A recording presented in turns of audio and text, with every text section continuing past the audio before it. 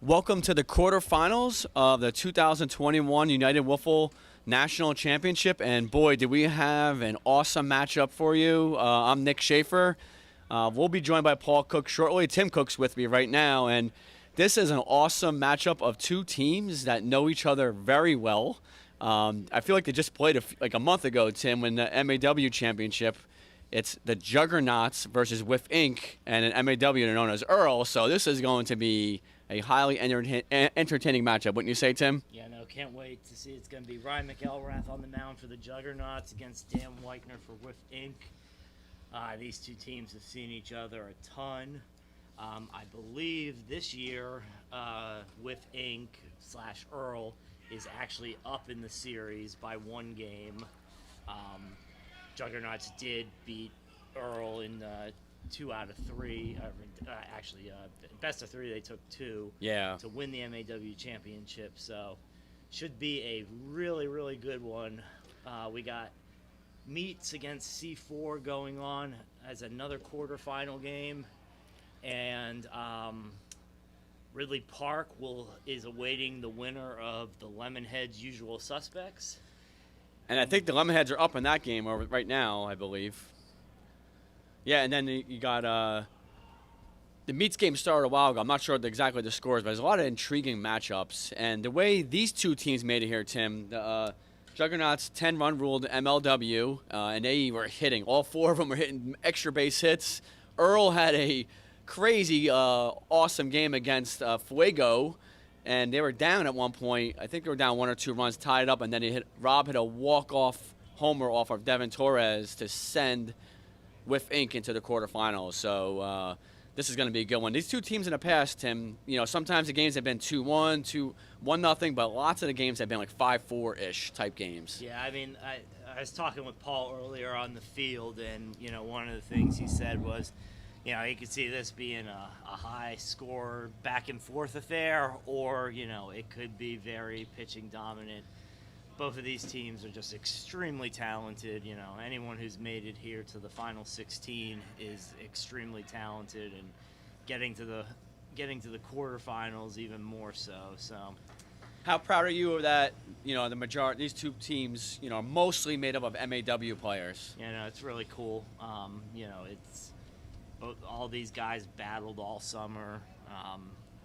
They earn their way through Route 2, and they're ready to go. So we'll be underway shortly. And that's a good word, by the way, you brought up, Tim. Battle tested. Both these teams, they, even if one of them goes down 2 or 3-0, they battle back. So this is going to, the game's not going to be over no matter who scores first.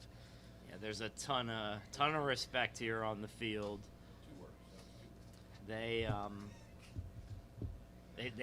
are very few secrets between these two teams since they've seen each other so much. So a lot. And Ryan's fresh, right? Pitching for Jugs? Yeah. So Tim pitched all yesterday for them. Red pitched the first game against MLW, and Ryan's got the call for this game. So and Sonro's fresh too. I would say he probably threw less than 50 pitches against MLW. So if he needs to come in, they have a fresh arm. So and Kenny Rogers, who coming off a home run against Devin in the first game. All right, so we are ready to get underway. Ryan is on the mound. Here it comes. And Ryan, with his patented hesitation warm-up. Wind-up, it's crazy. And his short sleeves, they have the basketball jerseys going on, the muscles showing. The Jugs really like the style out here. Nobody's fooling anybody, like Tim said. These guys know each other very well. I like watching Ryan pitch, Tim. He's like I call him like a bulldog out here. Yeah, no, he definitely is. He is a guy who will go all day, every day. And it looks like we just saw the Lemonheads upset last year's national champions Swing and a miss there on the far field. The Lemonheads beat the Usual Suspects. Don't know what the score was. We'll get it to you when we get it. So Ridley Park will be facing the Lemonheads in our 3rd quarterfinal game. And Ridley Park has been, Tim, they've been smashing their way through yesterday and today. They are a hot team right now. I wouldn't want to be playing them. Yeah, it's going to be Noah Silverman on the mound for Ridley Park against, my guess is Ray Lutic, because I think Mike Stiles has thrown. Good location. Ryan just blows it by Kenny. You don't see Kenny swing through 3 pitches like that. Very good location, too. Up and in, it's hard to get around on that. And it looks like Whitener is batting second. Sun starting to peek through the clouds. It's 12:25 Eastern time. Right now, 60 degrees here at Rev Stadium. Here's Ryan's pitch. Whitener fouls it straight back. Good cut by Whitener there. Yeah, no, Whitener is his bat is underrated. You know he's a great, he's an outstanding pitcher. And sometimes that overshadows what's. Oh yeah, I think he's such a great pitcher that people forget he's a very good hitter, and it's the last 2 years at MAW especially. Great location up. I mean, yeah, he looks like he's in the zone early on too. The one thing you can say about the Mcelraths is they are 2 focused players, and the Juggernauts in general. Like when they get between the lines, they want to beat you bad. And the Juggernauts, I think, are riding a high, Tim, because getting over the hump in MAW, winning the MAW title this year after being so close, good location there, too. I think that's given them even an extra boost of confidence. So 2 up, 2 down. Here's Rob Longero. And Rob had the walk-off homer against Fuego in the round of 16. Fuego, which was essentially the East Coast elite in MAW this year. So have you ever batted against Ryan before? Yeah, I have batted against Ryan. Is it tough to time yourself pitching against somebody who hesitates like that? Well, Ryan's gone through several different emotions. I've seen him when he's kind of simplified his motion. He used to go straight back and, really just like do a whole, not production, but like a lot of moving parts. And that led to some deception, but it also led, I think, to a lot of wear and tear in his leg. And he's simplified that while smart move. Yeah, while maintaining his velocity. So when you can do that, you're happy. Changing it up there. I like the arm angle there. You got to be careful against players that know you well, not to keep going to a similar pitch. And this is interesting. This is one guy that has not seen Ryan a ton in Rob. Probably faced off in Palisades sometime in that Palisades run, but have not faced each other that much. There's another great pitch, and it's a 1-2-3, 3 Ks. Ryan looking great. Head to the bottom of the first. Dan Whitener's coming out to the mound for Wiff Inc.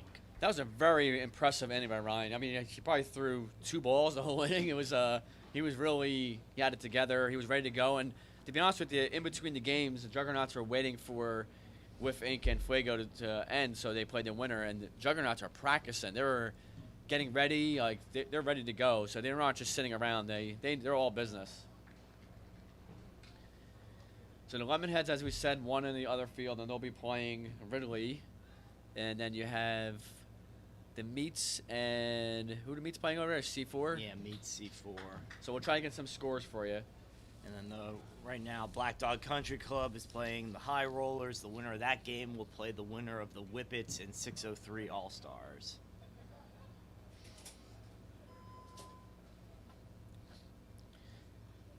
And Whitener has pitched 1 game so far, I believe, right? He hasn't pitched. Yeah, no, he threw the the round of 16 game against Fuego. Connor Young and Rob picked up the innings yesterday to get them to this point fresh with Whitener. The only thing I would say, though, is, he might have only pitched that 1 game, but that was a lot of high-stress innings. High-stress pitches. And he did give up 3 runs against Fuego, but, Fuego's, a lot of the players know him well, too, and they jumped down on him for a few runs early on. Whitener is one of the game's elite pitchers. He nasty off-speed pitches, too. He knows what he's doing out there, as he has experience in baseball, too.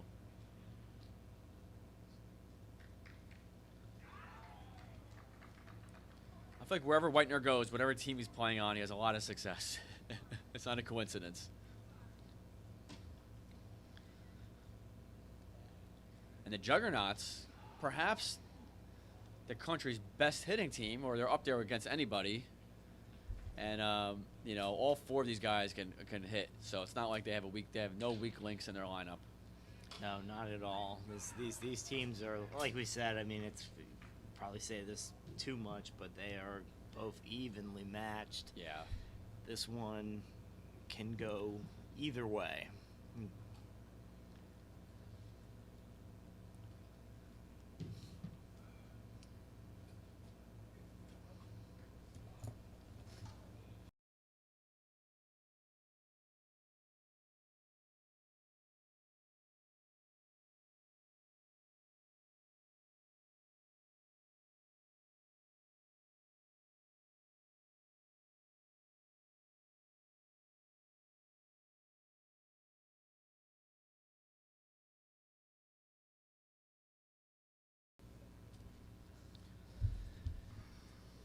So the lineup for the Juggernauts, you got Stant leading off, followed by Tim. Ryan's batting 3rd, and Sarno 4th. Very well balanced lineup. You know, these guys can hit for average, good on base percentage, good slugging. You know, I feel like all 4 of them could do it all.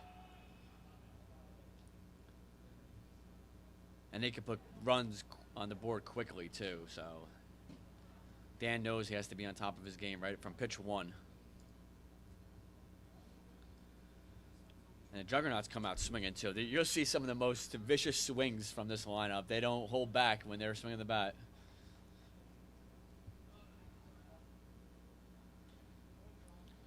The good thing too, like we're talking about the pitching and hitting in this game, but both these teams, Wiff Inc. and Juggernauts, you know, also are 2 of the top fielding teams, I would say. They turn double plays. They don't make errors. They, you know, are smart in the field. They position themselves well, so they're very strategic and smart. They don't give the team extra outs, and you know, that's a sign of a winning team when they play. You know, when you have good fielding, good fundamentals. So after the usual, you know, first inning warm-ups that take a little bit longer, we're ready to get underway with the bottom of the first. Ben Stant stepping in for the Juggernauts. And Stant, one of the nicer swings in wiffle ball too. He's really become a very good opposite field hitter too. Fouls it off. A little check swing in between, thinking whether to hold back or swing. As you mentioned before, Whitener does have high velocity, but perhaps his biggest thing is messes with your timing is his off-speed pitches, which oftentimes buckles your knees as a hitter. He's a very clean motion too, drives with his legs. Oftentimes when people are high velocity pitchers, they think, oh, he has a great arm, but a lot of the work is done with your legs at the trunk of your body. 0-0. Tim Dean gave us an update on the C4 meets game. It's 0-0 right now. Do you know what inning it is? Third inning. Sean Steffi on the mound for C4. Not sure who's... Kayvon, I think, is on the mound for the meets. And I believe Steffi pitched against the Phenoms, too. He did, the game before that.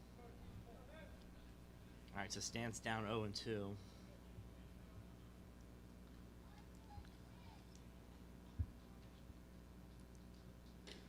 A little off-speed pitch there. You don't, Tim. You really don't want to be down 0-2 to Whitener lots of times. No.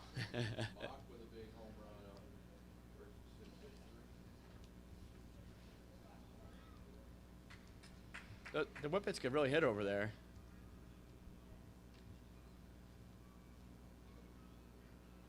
Here's the 1-2 from Whitener. Hits the outer corner. Strikes him out looking. He got 1 out here. Real good spot. Not sure what Stant would have been able to do with that. Maybe slap it down the third base line, foul it off. That was a good location. So 1 down. Tim Mcelrath stepping in for the Jugs. And Tim also, if you haven't watched it, finished second place in a home run derby on Friday. He hit 31 home runs in the last round in 60 seconds, but he still fell short to Jordan Robles, who hit 33. Tim is one of the country's probably best home run hitters. Yeah, best home run derby hitters, easily top 3. And Tim, he hits some. Not only does he hit home runs, I mean, they go well past the home run marker, whether it's moonshots or line drives. Vicious home run hitter. Oh, swing and a miss there. Power on power. Slightly behind that, it looked like.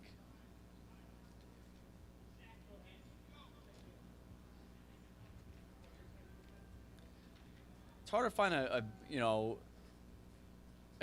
perhaps better matchup than these two teams, since they know each other well and had a lot of great games. It looks like C4 just hit a home run against the Meats in that field. The outfielder just missed it, crashed into the fence, and it was probably maybe 6 inches from robbing a home run. Huge home run. I don't know who hit it. It was hard to tell. But C4 just took the lead against the Meats in the quarterfinal game over there.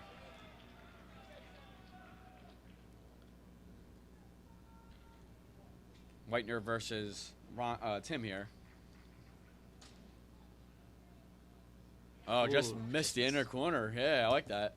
His ball moves late, too. Yeah, Whitener's got a nice, compact delivery. I believe in college he was mostly a sidearm submariner reliever type, so that kind of arm angle plays in wiffle for sure. Oh, nice he drop. gets him on a drop, yeah, swing and a miss. So 2 down, that'll bring up Ryan's coming to the plate. Yeah, that was I think his first drop he threw so far. So Tim was ahead of that one.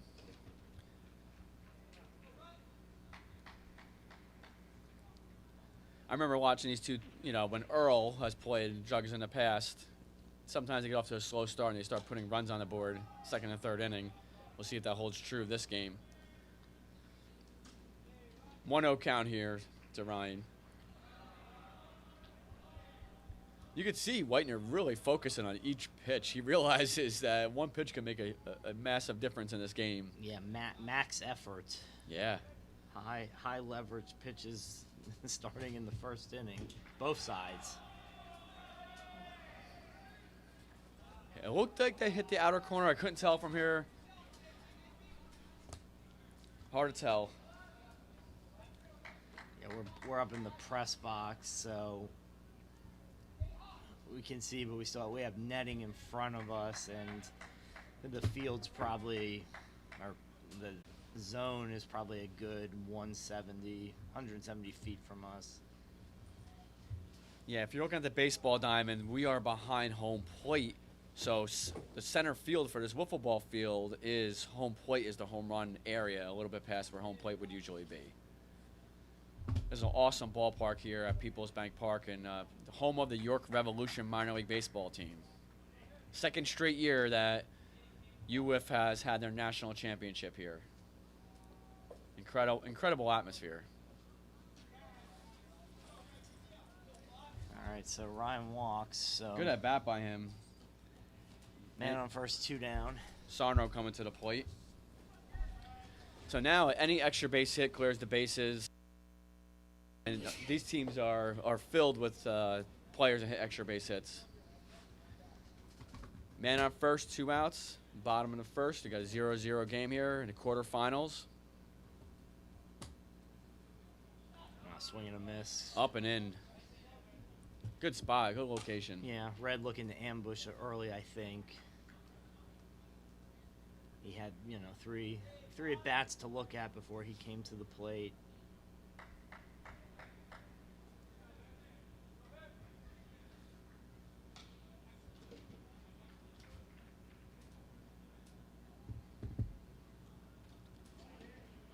I think it was just inside. It came back very late and narrowly missed the inner corner.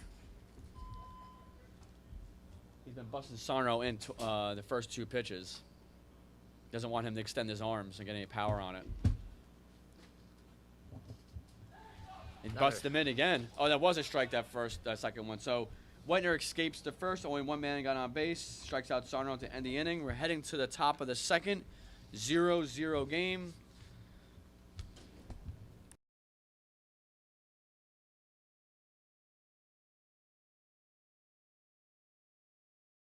Three. All right, some other game updates. Whippets are up 8-4 on the 603 All-Stars. And then C4 took the lead in the meets. They're trying. 1-0 in top 4. 1-0 top 4 is C4 over the meets right now. And then Black Dog Country Club is up on a home run against on the High Rollers. I'm sorry about that. I believe Jay hit the home run too. I was looking over there. Blame that on the producer. Yeah.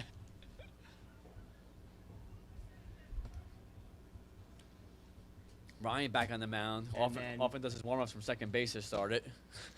And if you're looking in between innings to watch another game, the Lemonheads in Ridley Park will be streaming live on Facebook. Our streaming live on Facebook, bottom of the first. The C4 meets game is also streaming on Twitch. And if you haven't had a chance to watch Ridley Park, they are a very talented bunch. You know, on a hot streak in this tournament right now, and they are moving along. So, and the Lemonheads are playing very well too, having just won their game. So that's going to be a very intriguing matchup. But stay with us. But in between innings, check out that stuff. Connor coming to the plate. So both teams are batting 4. Yeah, both teams only have 4 guys. So. Yeah. And, throughout the season, throughout the regular season and into the postseason in MAW, both teams always hit the number of guys they had.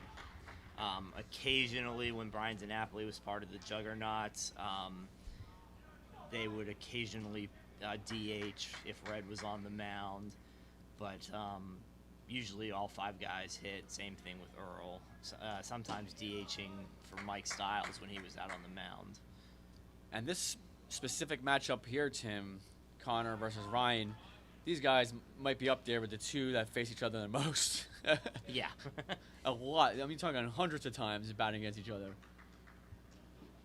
We got him to swing at him inside pitch. So that's a good spot to pitch Connor because, you know, I think you want to try to jam him. He has a little bit longer arms, a little lanky, so bust him inside. It's hard to get power that way.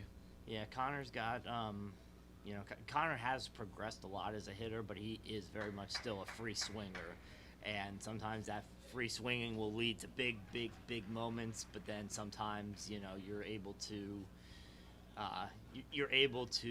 be effectively wild and then get him looking like that. So 1 out, and Kenny's coming to the plate. Kenny's the maybe one of the better leadoff hitters in the whole country because he, you know, it's just hard to get him out. He's always on base or he's always hitting a home run, key hits. You know, you just don't want to face him.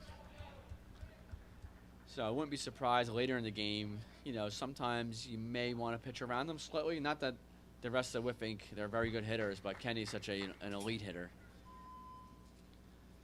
And he comes from good blood. His dad was an elite hitter too. Kenny Rogers, senior in the past.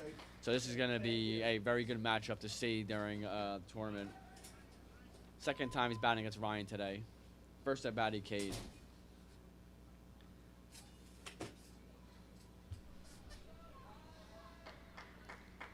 Kenny bats far from the plate, too. He wants to really extend those arms. Oh, check swing. Did he tip it there? He did tip it there, yeah. It was weird because he checked swing there. He must have been looking for something else because that was a good pitch to hit. But, you know, he checked and fouled it straight back. So Ryan's in a groove. He's only thrown a couple of balls this whole game so far in the first inning plus. Now he's on the far side of rubber. He changes a little bit, trying to hit the outer corner.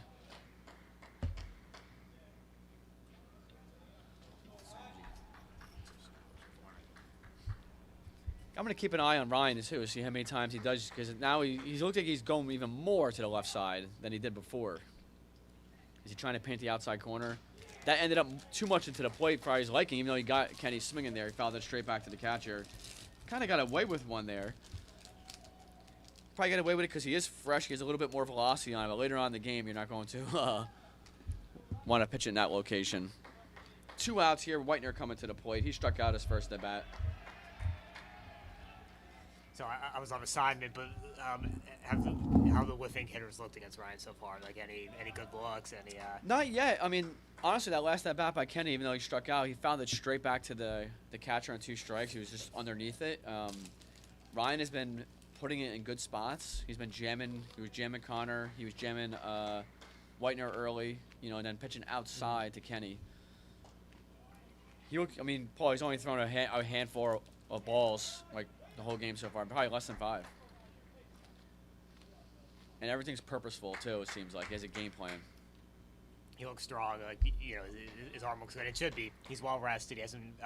He didn't pitch at all. He pitched a very tiny bit, I think, in the NWA tournament. So he really hasn't pitched since September 11th. Yeah. Trying to get him to chase one a little too high and inside.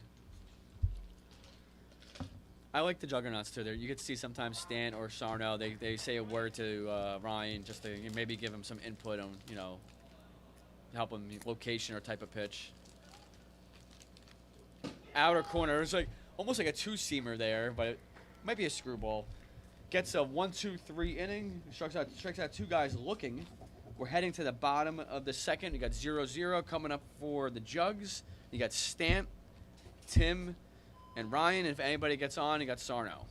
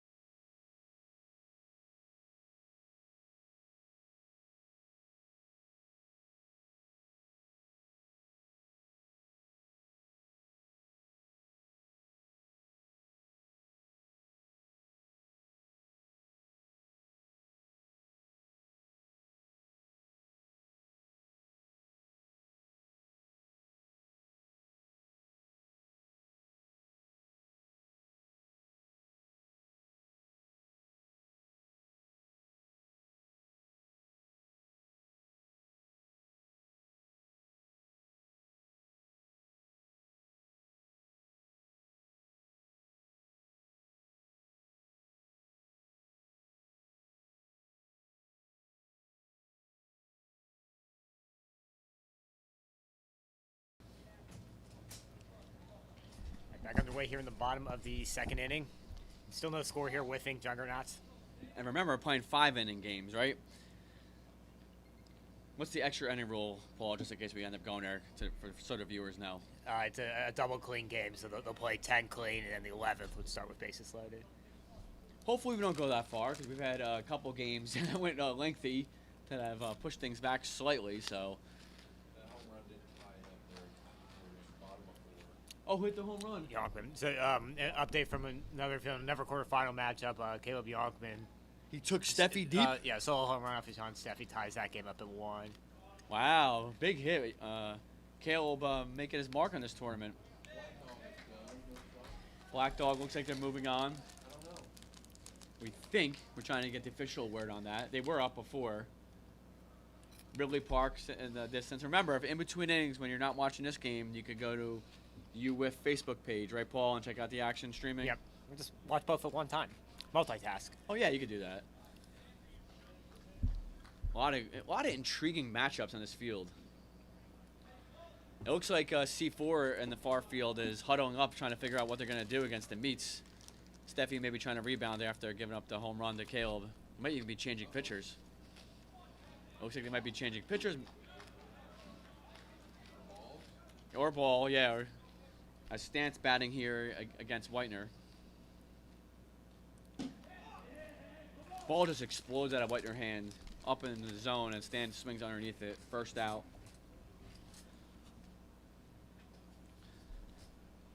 Tim coming to the plate. As you mentioned before, Tim finished second in the home run derby. He had a historical performance. The first 2 players ever to hit 30 or more home runs in a home run derby. Tim did it, and also Jordan did it. Gary just launched a home run for 603 All-Stars over there in the other field. 603, one of the older franchises here at the tournament as well.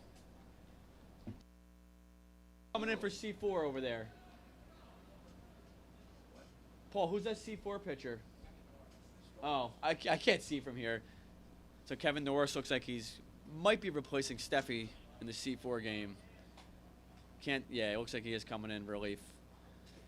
Either Sean felt that the meet getting to him, or hopefully not an arm injury, but Steffi's obviously has had a great career, but this year he's kind of given some big home runs in MAW and Wiff today. But one game, he did his job. His team's in it, and they have a good chance. The meets can hit with anybody. People sometimes underrate the meets for some reason, but very talented bunch who has much success in MAW themselves. And that's the key word. There's a lot of MAW teams left in this tournament, and it just shows you how deep that league is. It's like a national championship itself. Tim's at the plate here versus Dan. This is one of my favorite matchups, these two right here. You got power versus power. Oh, what a great pitch by Whitener. Started, from our vantage point, started so far outside, went all the way back into the strike zone. Came back, hit the outer part for a strike. When Whitener his game is on, he's very, very difficult to hit. One of the game's elite pitchers. It's kind of fun watching both Tim and Ryan hit the bat so hard. You can see, like they used to say in baseball, the sawdust is coming off the handle. These guys are just very violent baseball batters. Very nice kids, though. It's, when they're in the batter's box, they want to demolish the ball. All 4 players of the Jugs and the enters of the game, too, besides being talented. Good pitch by Whitener. Strikes out Tim swinging. Now Ryan's coming to the plate. Absolutely. Both of these teams, really good competitors, good sportsmen, good guys. And I would say, some of the best hitters in the country are in this game, like Kenny, and Jugs have a few guys. This is a great. We keep bragging about the pitching, but the hitting on both these squads is nuts. And let's not forget that both these teams feature dads that were great players too.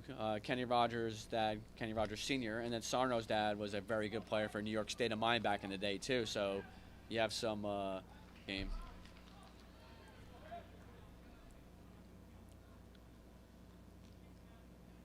Yeah, I was looking at talk about this after this pitch, but I was looking at Dan's velocity. Up and in. Yeah, as he beats him on that riser. Sitting about where he was expected to be, 88, 89 on a few pitches I saw out there. I feel like he could generate more when he wants to. Yeah. He actually might be purposely pitching the location, because that's more than enough velocity, the high 80s, and pitch location. It's going to be hard to hit. I agree. I think he's leaving a little in the tank, which is smart. People think of his velocity. He's an extremely smart pitcher. He hasn't got that pitch over for a strike yet. It does buckle the batter's knees, but, right now I think he's throwing it 3 times for 3 balls. So we got 2 outs here, bottom of the second, nobody on, and Ryan at the plate.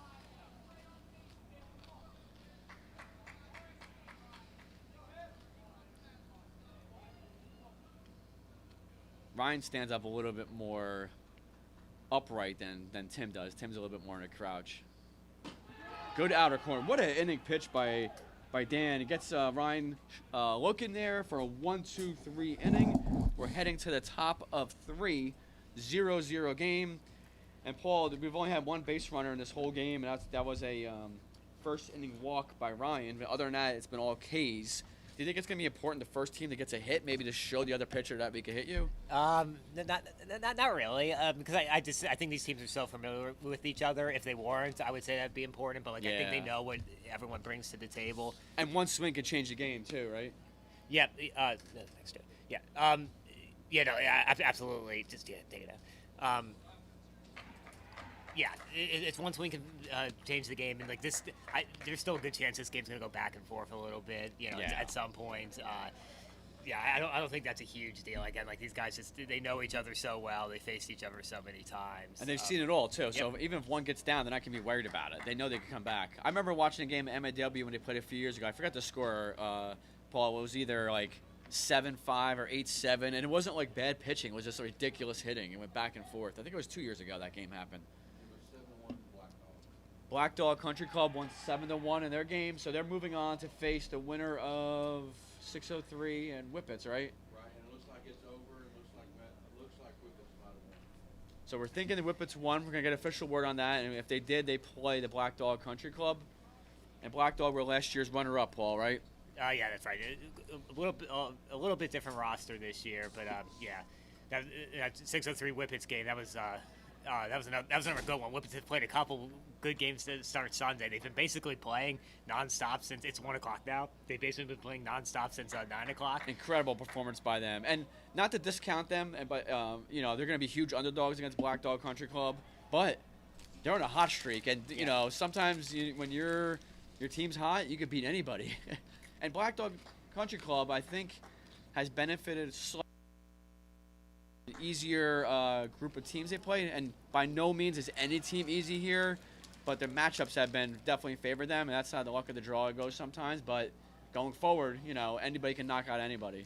Yeah, no, man, that's an important point. They definitely have had a less strenuous, path through this tournament than some other teams. Yeah, and that's where the break falls sometimes.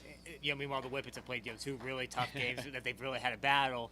So they're going to come in, sharp, ready to battle, and that can sometimes make the difference. Absolutely. Just being hot and on that roll. Here's Rob batting. And not to personalize that, but I remember when we played as the Stompers, I felt like when we were battle tested through a tournament, it gave us more confidence, even if we were dead tired moving on, because you're like, oh, we beat this team, we could beat anybody now. So I think that's how the Whippets might feel going forward. No, exactly. That's what I was trying to make, is that sometimes when you play those close games and pull them out, you kind of start to feel invincible. You expect it, yeah. And the Whippets have some, very well-decorated champions on their roster too, so they know how to win big games. Rob at the plate here, leading off for Wiff Inc. Rob again hit that huge walk-off home run against Fuego last round against Devon. Ryan with the off-speed pitch there. So Kevin Norris on the mound for C4 in the far field, still pitching. I'm not sure if anybody's on base for the meets here. Yeah, he has an extended hesitation motion too. Yeah, he's all craftiness these days. Do you think the Meats confidence went up? I know he's a good pitcher, but do you think they'd rather face him than Steffi? Or is it like equal? I think it probably depends on on the individual hitter, just what they're used to. If you're okay with velocity, you're maybe a little bit more okay with Steffi. If you're okay with kind of trick pitches, more sort of seeing a different pitch good, great off-speed knee buckling off-speed pitch by Ryan to get Rob looking. We got one out.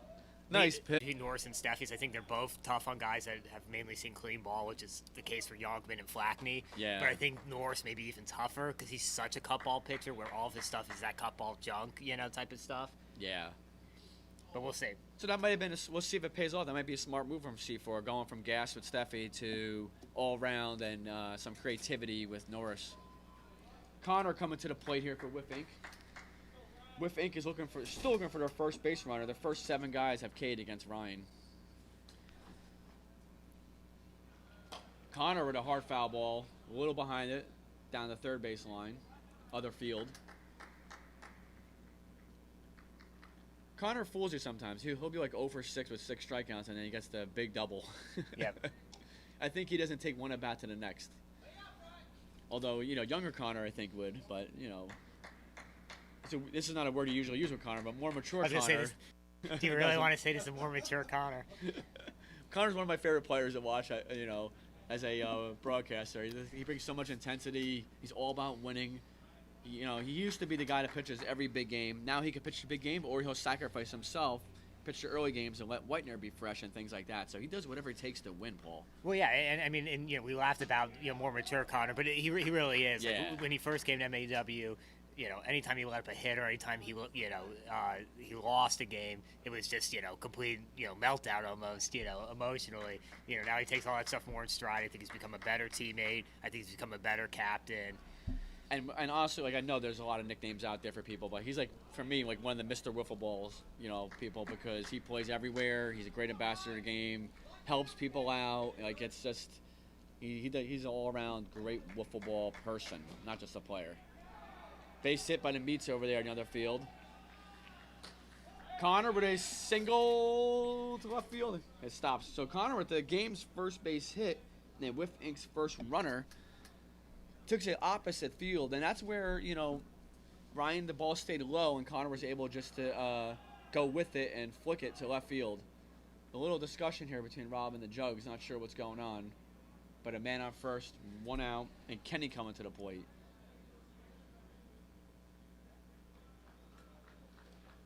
Not sure. Looks like they're just trying to get a rule decided before it comes into play.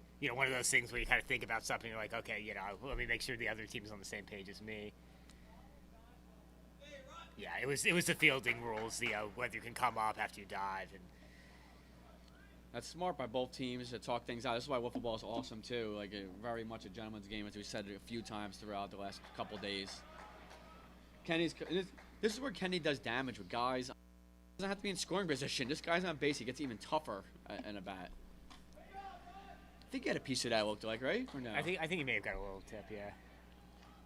This is where Ryan's got to rear back a little bit and make sure he digs deep to get Kenny out. He's got to throw his pitch. You never want to give a big hit on a second guess yourself. Kenny was right on that, and Ryan's able to make the play, pop up to the pitcher. We got 2 outs now. Kenny was right on that, but it went straight up to the pitcher. And as we said before, the Juggernauts are a very good fielding team, so Ryan made that look easy. Got right underneath it, made the catch. Whitener's coming to the plate here. Last time he K'd, but he had a couple of foul balls, I remember. So now he's up 2 outs, man on first. An extra base hit clears the bases, so I would give him the lead. A clean single would make it first and third, so he's looking to do damage up here.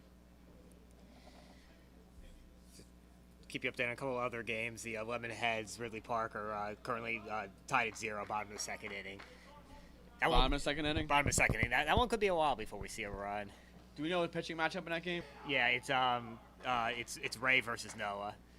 Oh, 2 fresh pitchers? Well, Noah pitched a little bit in the final 16. His team got a big enough lead that they ended up taking him out. Kayvon just took Norris deep. Oh, center field, he crushed it.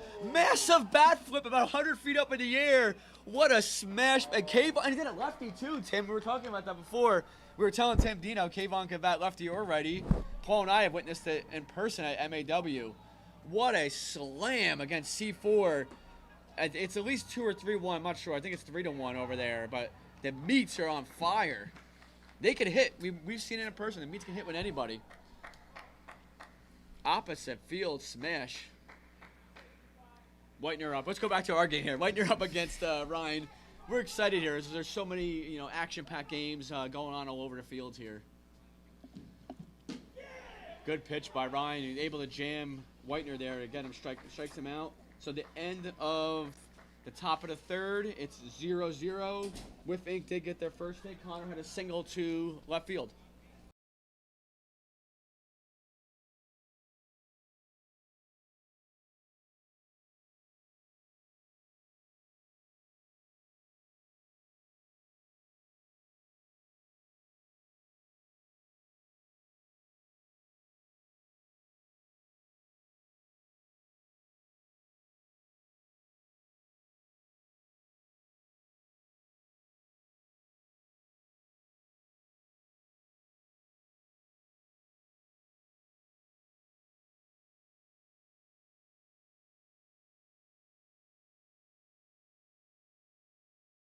Everybody that's here doesn't happen without you, I swear.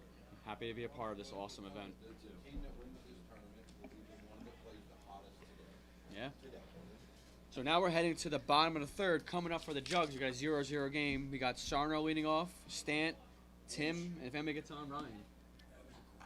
Yeah, it's 5-1. Yeah, I just got that. So Kayvon, it was 1-1 and hit a grand slam off Norris in the other field. I think it was opposite field, right? Opposite field, center field home run. Yeah, Crush it, though. left center. A good 20, 30 feet past the fence. Kayvon is, we said it before, very, very good player. I mean, amazing. And he did it lefty, it looked like, too. Sarno leading off here. So we're starting to hit the middle stage of this game. And now we're starting to think whoever could jump out to the lead is going to help themselves up big time.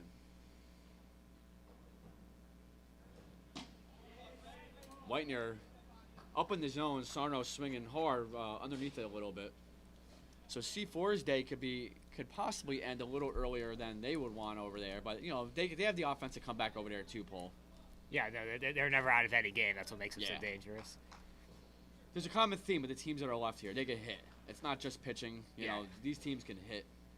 Yeah, I mean, in a tournament like this, or any up and in. In any bigger tournament, really, when it gets down to the the nitty gritty, it's a hitting team. So we think of wiffle ball as being a pitching first sport, and it is in some ways. But all these teams have good pitchers. You're not going to win a national championship without hitting. Yeah, big hits too. Yeah. It used to be a little different where you can, pitch to 0-0 and get a clutch hit or two and win 1-0. But now it's a little different. Oftentimes you have to score those 3 or 4 runs. Good eye by Sarno there, down and away. Good spot by Whitener too. The ball, the field must be still a little slick because you still see Whitener drive off the ball most, in between each pitch.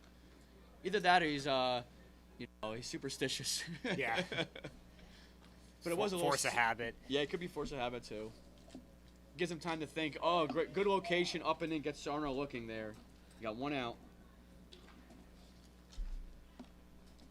You notice anything in this game, Paul, where you could see a slight advantage for either team, or not really? No, I don't think anything yet. The Juggernauts at bats especially are real tentatives. I think so far, they're still in the filling out process, which is weird because, like we talked about, these teams have seen each other a ton. But no one from either team stands out as having great swings. Both pitchers look good. That's an even matchup. Oh, there's a screw drop. Do you think that maybe slightly the Jugs might, since Ryan is a lot more fresh than Whitener, since Whitener had to pitch a lot of high stress innings the previous game against Fuego, or Whitener's good to go for 20 innings, right? Yeah, I think he should be, and especially in a tournament like this. Dan's very careful with his arm, as he should be. I think here he'll let it. If the deeper he gets into this tournament, the more he'll let it air out. I think we saw that last year. I think he was kind of done going into the finals against the usual suspects. Yeah. But, he smelled it, and he put himself out there, and it wasn't until he fell behind that he pulled himself. But, yeah, I think he's good for it. I think he can keep going. But I also think if they need him, I think Connor, can pitch. And that's a good point, last year's thing, too, because I think we've all been talking about, we have Tim Dean up here, too. Tim Cook was up here. Paul Cook's here now with me. We've been talking about numerous times today that the best team today is most likely going to win. They will win. But this is like a tournament within a tournament. It's a 2-day thing, a lot of strategy, see how you fatigue and certain matchups. But ultimately the best team does win most cases. No, great. I think the best way to think about it is think of Saturday as the regular season. That's just, that's getting out the teams, the 22 teams, half of the field that that aren't playoff worthy. And then here is just playoffs, and as we all know from any sports playoffs, anything can happen. It's Yeah, we're starting to get down to the upper part of the zone. Looked like it hit it. Going from 44 teams, now we're down to the quarterfinals. This is exciting stuff. And once again, and we mentioned it last game, started with 44 teams from 27 different states, which is remarkable how far wiffle ball has come. You got some eagles flying up in the, above the stadium here, too. Right field area now. Stant, foul ball left side. Is he going to drop? Oh, Rob just narrowly slid. It looked like it went off his arm. Yeah, it looked like he made it there in time. He just kind of... Yeah. In fact, the ball might... you can't tell here. It might have been tailing back a little bit towards him. And that. He was running all out to try to make that catch. Let's see if the little extra at bat here helps Stant. That would have been a very good catch, but sometimes you don't want to give a player like Stant's caliber another chance to hit. Here's the 2-strike pitch to Stant. Fouls it back again. He's starting to see Whitener a little better there. Home run! It looks like the Lemonheads hit a home run in that field. very close to robbing a home run over there. Looks like the Lemonheads are ahead of Wrigley Park at the moment. It's another one. That's another one from Ray, who's really turned it on hitting wise this game. Yeah. Or this tournament, I mean. Oh, hard hit. Connor kept it off the wall. That ball was hit so hard it started curling back towards left field. Hard hit single by Stant. And he saw that hit coming too because he was really battling Whitener there. So man up first, 1 out. So the last 2 innings, Paul, we got game's first hit for each team. Connor in the last inning for Wiff Inc. Now Stant for Jugs. It is about the point of the game that you would expect that to start happening with these two teams. Starting to get a little warmed up, Tim coming up here for the Jugs. 1 out, man up first. Sidearm rise. That's, very way to change it up there. It looks like you got Tim ahead of the ball there. Got out, man up first. So it looks like the Meats are beating the C4 in one field. Lemonheads looks like they're ahead of 1-0, yeah. Ridley, 1-0 on the other field. So I think it's 5-1 Meats in against C4 right now. I'm not sure what inning it is. We'll try to get that for you. Whitener jumps out ahead of Tim. I think it's 0-2.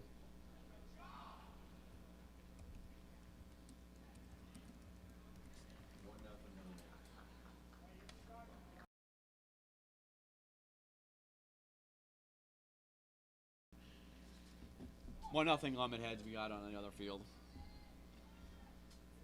Whitener being very deliberate. You know what? That's smart. He stepped up the mound. I don't know if he had something in his eye or he's rethinking strategy. Yeah, now he's talking to his team here.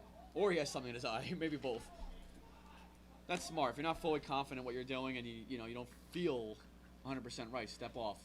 Regroup. As you said before, you don't want to, second guess anything in these critical games.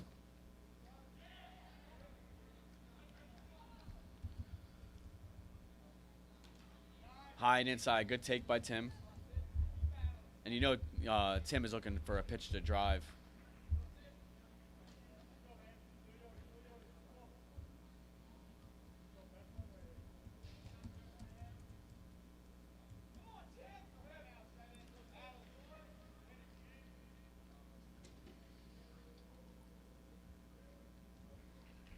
Screw dropped. Stayed outside. Good take. Tim's working his way back into the count here. Won't be surprised if Tim, tries to be a little bit more defensive here, goes towards right field, right center. He hit a home run, I believe, against MLW to right field.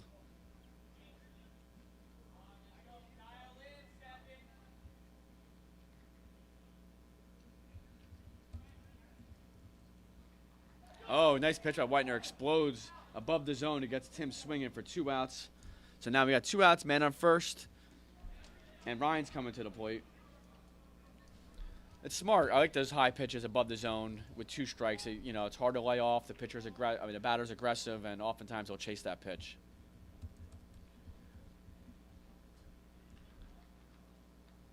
Ryan so far has walked and he struck out a second at bat.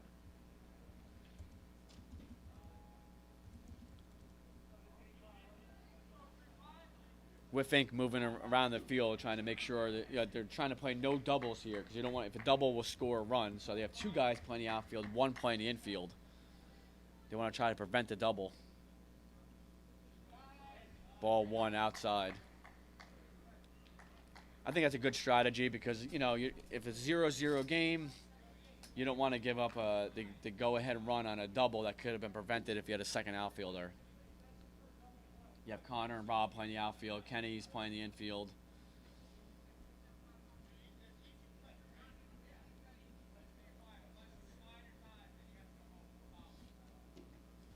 Just talk about some rules again. I like that both these teams have done that now twice. Making sure everybody's on the same page.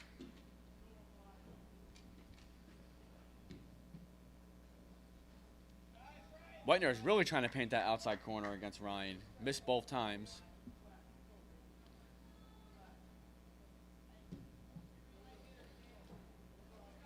And if you're Ryan, you're ahead of the count here 2-0. You're looking for something to hit hard. Extra base hit. And if you're Whitener, you have a base to play with. Sonner's on deck. You know, I mean, that will put somebody in scoring position, but you have a player, a base to mess around with. You don't want to just give in. Bust Ryan inside there. 2 balls, 1 strike. We're in the bottom of the 5th, C4 game. They are losing 5-1. The C4 Meats game. The Meats are winning 5-1 in the bottom of the 5th. Bottom of the 5th. So it's the last chance for C4 to come back in that game.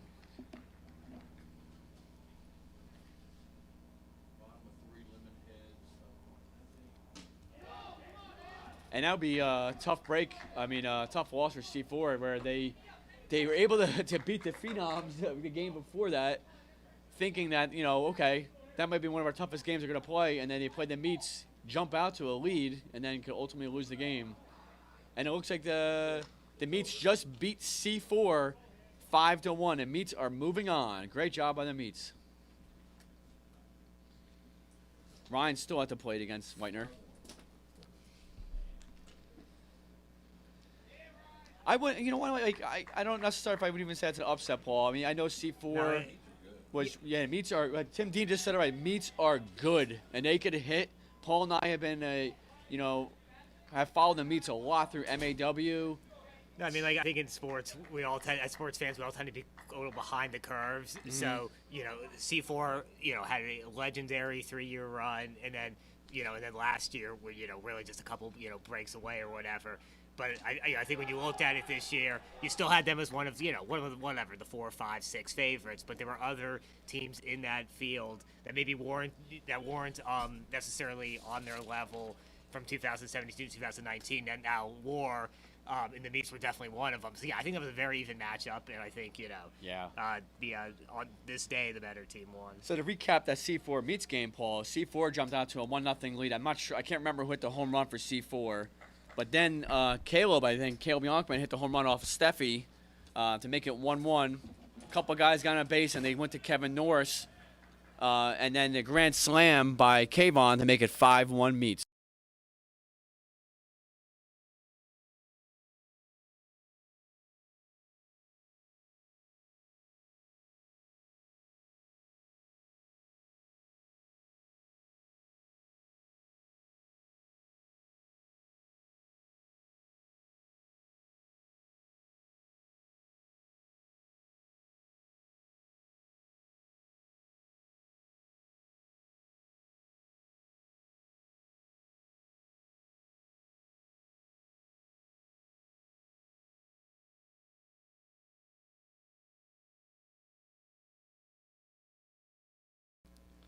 Heading to the top of the 4th.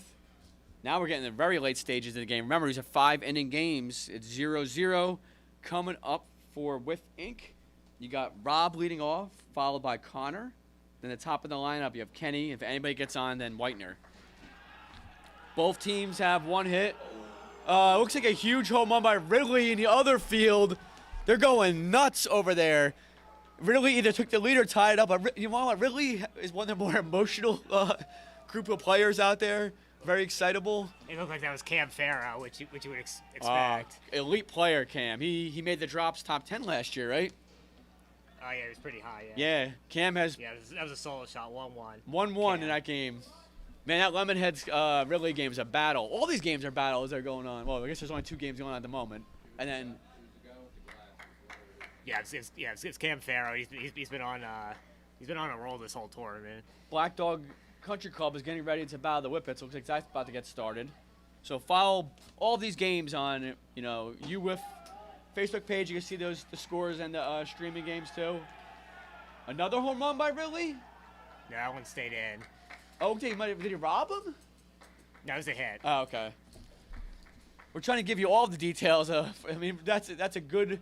We're behind home plate here at the minor league baseball stadium, and that game between Lemonheads and Ridley's all the way by right center field. So it's a good 50 feet away from us. So Rob leading off here for back to this game for Wiff Inc. And again, I mentioned earlier, Rob's helped Wiff Inc. get to this quarterfinals by hitting a walk-off homer against Fuego off of Devon to give them a 4-3 win in the last round.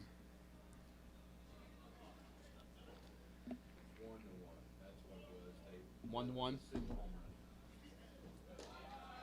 The Whippets just hit a home run against Black Dog Country Club, too. Dalby, I think, was he the leadoff hitter? And he doesn't run the bases, you notice that? He Yeah. leaves it as my job's done. Old school. And it's nice to see Dalby do something because I remember personally playing against him in Texas about 20 years ago. So some of these guys I haven't seen in a while. He's still playing at a high level. Pretty crazy. The Whippets have been having a tremendous tournament. Paul, where do you want the semis? Well, that's a question for Tim. I'll ask him. Connor coming to the plate here. The one thing the Juggernauts and Wiff Inc. do, right down the middle, the velocity beat Connor there. Both teams are really into fielding positioning. You know, they're looking at each other. They group up and talk to each other. Where do you want to go? And, you know, they do this more so than most teams. And they do it for when there's no guys on base, too. And they just did it there, Juggernauts. Outer corner. Maybe.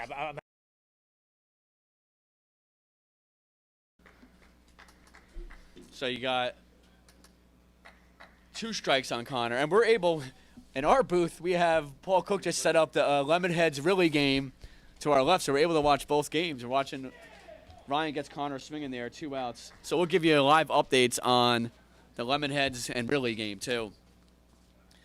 And it's weird to say. I think the Lemonheads have turned some heads by making it this far. You know, they're very talented, and they have good pitching, and their hitting is I think, has stepped up. And there's the Juggernauts discussing strategy here. And Ridley, you know, for some reason, I think nationally, I think people don't really understand Ridley or don't rate him as high, but the people that follow them know how good they are. So Ridley is a very talented team that can beat anybody. So you got 2 outs with Kenny coming to the plate. Oh, he fouls it straight back. He was right on that. Ryan's got to be careful.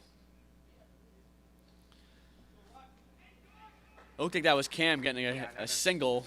So Ridley right now has first and third with 2 outs against Lemonheads. And who's coming to the plate here for Ridley? Sean being there. Sean is up. All right, so we got Kenny at the plate here. As you mentioned earlier, Kenny, if you had to make an elite category for hitters, he's up there. Absolute, bulldog at the plate. Ground ball hard through Sarno's legs, but Ryan's able to stop it from, or Tim is able to stop it from hitting the fence. So a single by Kenny. Thanks for making me look good, Kenny. Man on first, 2 outs. He just hits everything hard. And, I mean, Kenny's not just all about power. He gets on base, walks, whatever it takes. Good fielder. So really, Lemonheads were able to escape the first and third jam, and now they're heading to the top of the 4th. It's still 1-1 between the Lemonheads and Ridley Park.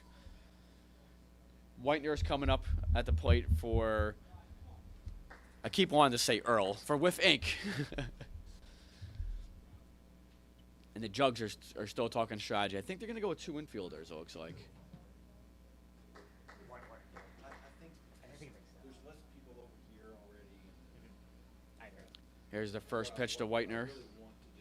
He's right on it, fouls it straight back. They've been the last 2 innings have been better swings against Ryan. A lot of foul balls straight back into the netting or above the netting, and Kenny with that hard single there. So it's 2 straight innings. They have a single. Connor had a single last inning. So their timing is a little better, and I think they're about some strategy, how to pitch Whitener.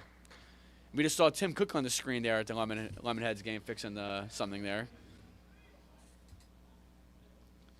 1 ball, 1 strike on Whitener. Whitener has produced some massive hits in big spots the last couple years in MAW and other tournaments. And as Paul mentioned earlier, he might be known for his pitching, but he's a very good hitter too. And rumor has it part of the reason why he's not playing for Black Dog Country Club is because he wanted to hit, and maybe they didn't want him to hit. But I feel Whitener can hit very good pitching, so this is a good spot for him. Here's the pitch from Ryan. Jams Whitener.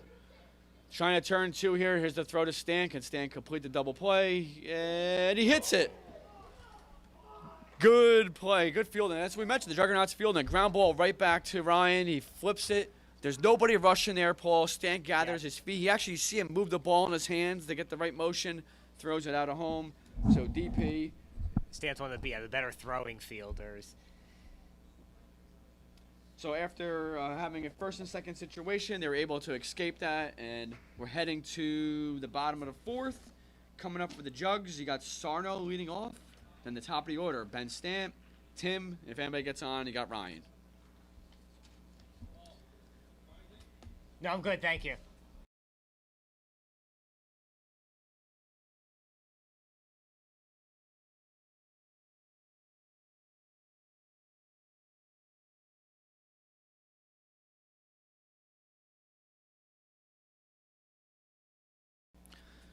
So as we're waiting for this inning to start, watching the Lemonheads here, Noah's on the mound for Ridley.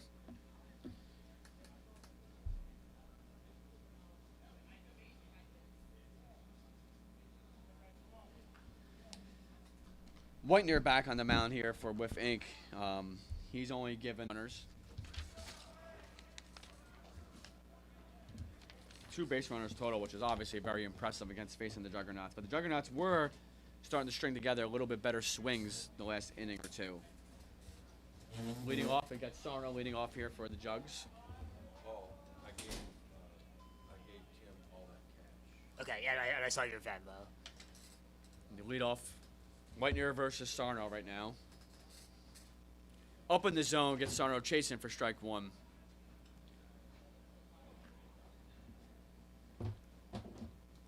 Very aggressive at the plate so far, Sarno. Has it paid off? Yeah, but he's been very aggressive.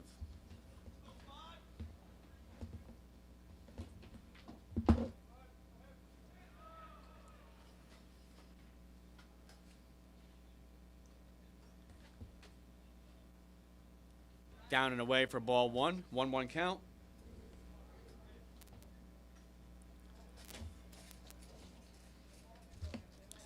Whitener's one of the more deliberate pitchers in wiffle ball. I think he's, very much a thinking man pitcher out there too. Who's pitching for the Whippets? Do you guys? Is it Dalby pitching? Yes. Yeah, still Randy.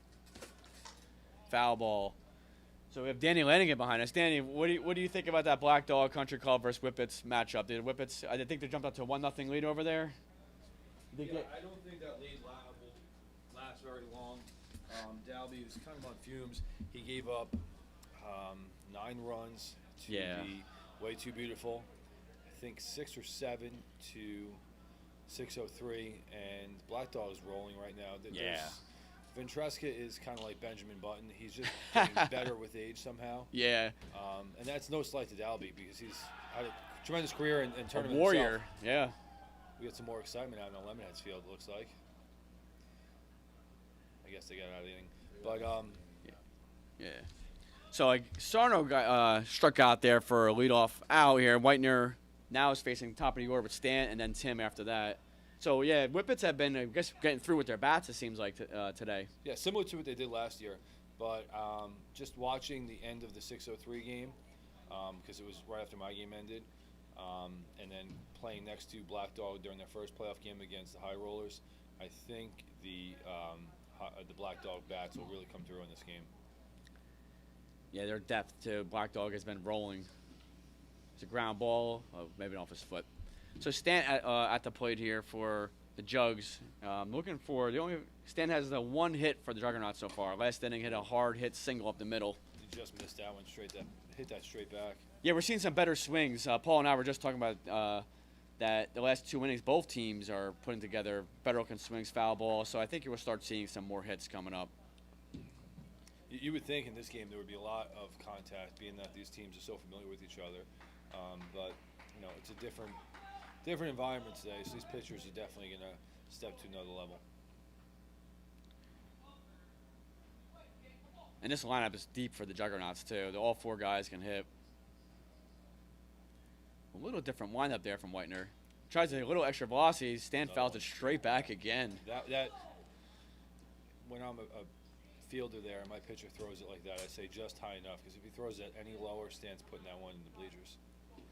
Is that where you would go here? 2 strikes? Would you try to go above the zone to get in the chase? Probably. That or some kind of change up off of his hip and into the inner half of the zone. Yeah, you haven't seen Whitener throw many off-speed pitches this game. I don't know if he knows the Juggernauts are familiar with it, but some games he throws a lot of off-speed pitches. Let's see if he goes to one here.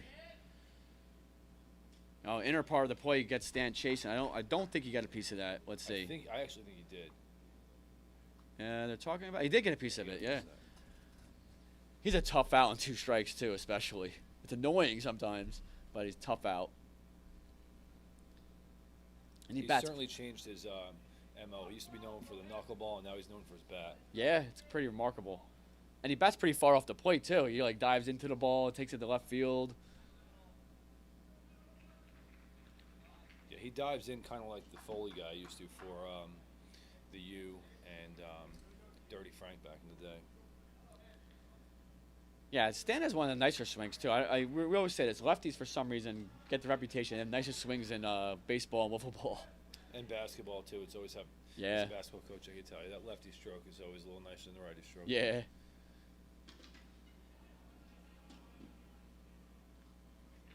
Whitener, I mean, might be fatiguing a little bit. He had a very high-stress game previously against Fuego. You know, he has more high-stress innings in a 0-0 contest. Could be starting to experience some fatigue. What do you look for, Danny, when you're batting against somebody like Whitener? Like, what are you trying to do? Probably just sitting on one pitch, hoping to get it there, and then putting a good rip at it, and then everything else kind of spitting that. Unless you have 2 strikes, and you have to be a little more, protective of the zone. It's the outer part of the outer zone there too. Gets Stanch strikes him out there. He got 2 outs.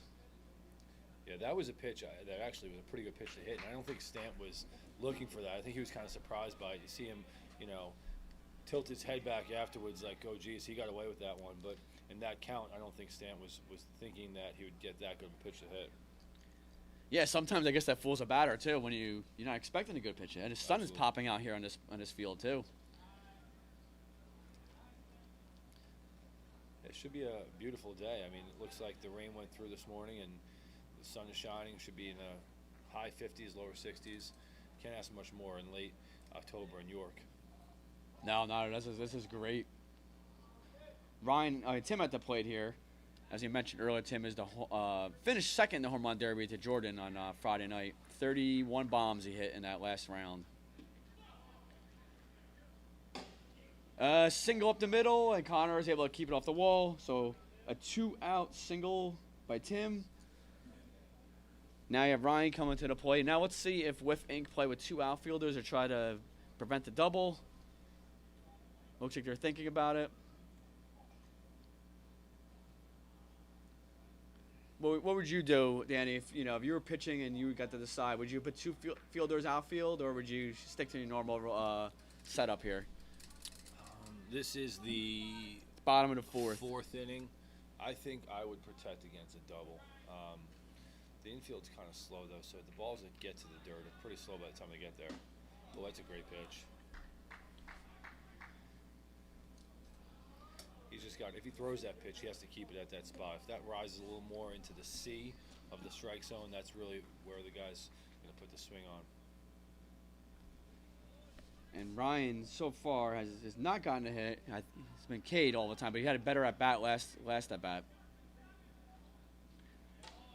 Kept it low in the zone there. Like Danny just said, if that starts going towards the C in the zone, it's going to be very hittable for Ryan, too. He'll drive one. Seems like the Whippets could still be up. It looks like maybe still 1-0 in that field. Lemonheads and Ridley Park are in the bottom of the 4th, 1-1. That game featured 2 solo home runs. Some more hard contact. Looks like a single from the Whippets, and that was Tainton got it by Treppis. Oh. And he's able to strike out Ryan in the upper part of the zone. I couldn't tell from this angle if he tipped it. So Dan is able to escape the inning. We're heading to the top of the 5th. We're still at 0. Testing.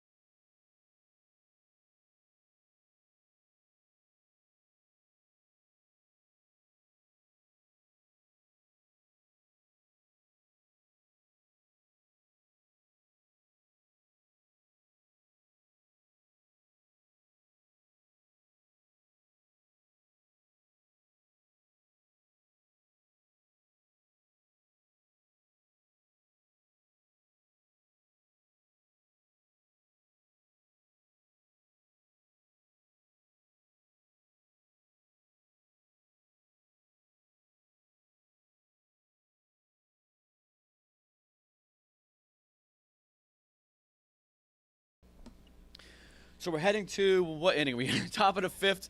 Nick Schaefer here with Danny Lanigan from the Usual Suspects. Unfortunately, Danny, I know you guys, your goal was to repeat as champs. I know it's very, very hard to do, but how are you feeling after the tournament? We really have no regrets. We just didn't play a perfect tournament. To win the tournament, you have to play a perfect tournament. And we didn't hit. We had guys on base with walks and didn't get it done offensively, but like I said, we've been doing this a long time. We know last year why we won, because things broke our way and we took advantage of opportunities and played as best as we could. Today we didn't, so we're going home early. But we know we still have what it takes. Whoa! Whippets has hit a triple on that field. Yeah.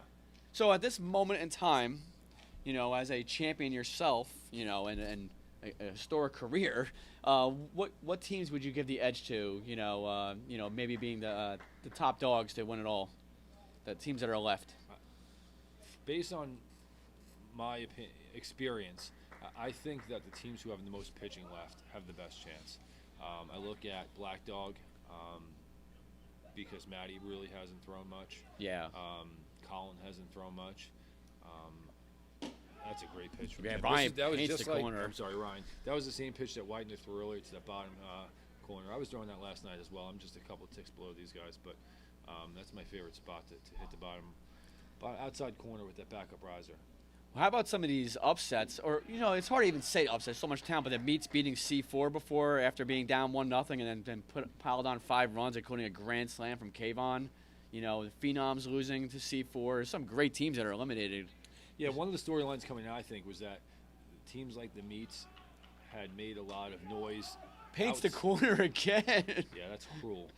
But they made noise outside this tournament and kind of underperformed here. And taking down the greatest team of all time really makes a statement that, they're here at the NCT to play. And that's kind of different than their results in the past. Yeah, and the Meats have, I've seen them numerous times over the last few years. I mean, they could hit. They're a hitting team. I'm wondering if they're going to have enough pitching going forward, but they can hit. I'm not sure. I mean, they have like 4 or 5 pitchers, yeah. Right? And has Ryan Bush thrown? I don't know if he's thrown. Kayvon was pitching the last game, so Ryan might be fresh or fresh enough, I guess you could say. But he's like Roger Clemens, that guy. Yeah. Oh, and he just hits the top of the zone on Rob. So Rob struck out on 2 pitches on the outside corner and 1 at the top of the zone. Just fantastic pitching right here. Another team I just wanted to highlight was the Ridley Park team. In terms of teams who have a chance to win this thing, because they play together a lot, and they seem to have like this winning formula that they change their pitchers, that they all pitch kind of interchangeable. And they're now down 2. Lemonheads just took a lead of 2-1 as Danny jinxes Ridley Park. There's a Deep fly drive. ball by Connor. Oh, Tim perfectly positioned in center field. Connor was starting to run around the bases, but Tim knew it wasn't gone. He stood up. Can of corn. Yeah, good positioning by Tim. Made it look easy too. He only took a few steps to his right. But Connor, a jolt of excitement for a couple seconds. Yeah, Lemonheads now are up 2-1 in the top of the 5th with a guy on base. I mean, that's a team that eliminated us, and they have 2 pitchers. I mean, I know Styles was on fumes, but his fumes are still really fast. And they went to Luda quick, and certainly he's a top pitcher. And again, the guys who have played together, they know what they have to do. Oh, Kenny fouls it right down the pipe. That was too. It cut a little inside late, and I think that's what stopped the ball from getting on Kenny's barrel. Last at bat, Kenny hit a hard hit single, third base side. I think it went right through Red's legs, actually. It was hit so hard he couldn't react to it. Kenny looking to drive one here. 2 outs, nobody on. That was a good pitch. That was a backup. It looked like it was in the middle. It backed up, went right to Kenny's hands. Really not much he can do with that. Juggernauts talking some strategy here, what they want to do against Kenny. Tim's pitching right now, it seems to be moving late and away from barrels of bats. And if he does that, it's going to be really hard for Wiff to win. Ball curl, like a 2-seam fastball there. So 1-2-3 inning by Ryan the Jugs, and we're heading to the bottom of the 5th, potentially the last inning, and the Juggernauts and Wiff Inc. are tied 0-0.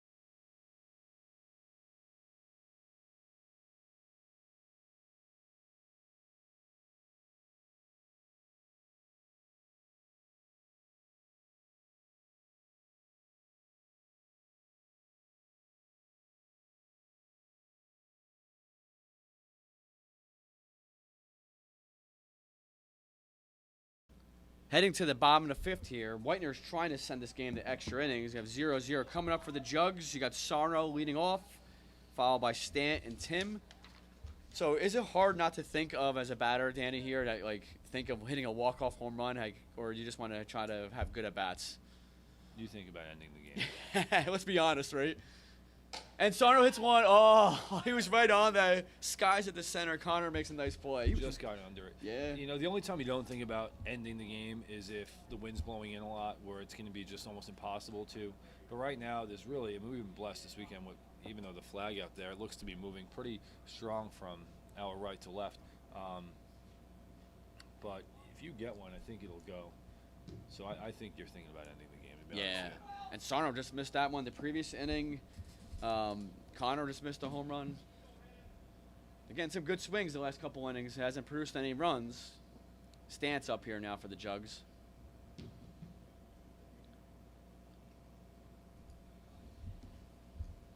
Okay, so we do have a Whippets update. It's 2-0 Whippets in the 2nd inning. It's over at Black Dog Country Club right now. So as Danny mentioned earlier, you know, Dalby might be a little bit running on fumes, but he's looking pretty good from this angle. But the game could get late pretty quickly if they are able to hold down Black Dog Country Club for a few more innings. We're at the verge of none of Deep fly ball by Stan. Oh, what a catch! What a ridiculous catch by Connor in center field. A leaping, he jumped. It was probably going to be at least a triple, maybe a home run. Did he hold on to that, guys, down there? No. Connor's getting up slowly. Might have came down. The ball might have bounced.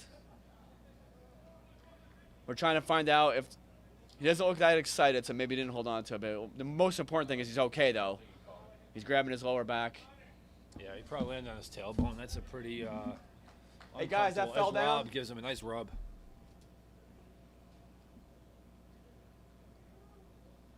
Who's down here that y'all know that might Sammy. Hey, Bryce. Did I fall? Out. He caught it? He caught it. He held Okay. on. We're getting confirmation from Bryce Clark down there in the stands. Looked like he held on. Connor does not have much meat on his bones, so that when he lands, that is going to hurt. He's not one of those guys that's, you know, packing a lot in the trunk that soften the blow. Yeah, exactly. Yo, Danny, like 2 hard hit outs to start this inning. A skying pop up by Sarno and a rocket line drive by Stan.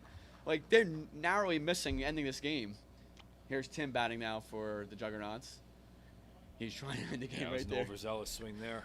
Oh, man, what a catch. I don't know if that was going out. It was going to be close. It was going to be at least a triple. Probably most likely a home run, as Connor's still flexing his back out here. Connor's sort of like Gumby.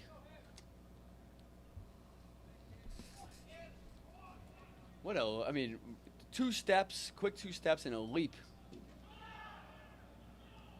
As the Whippets send down Black Dog again to keep that game 2-0. So that looks like it's heading to the 3rd inning in the Whippets Black Dog game.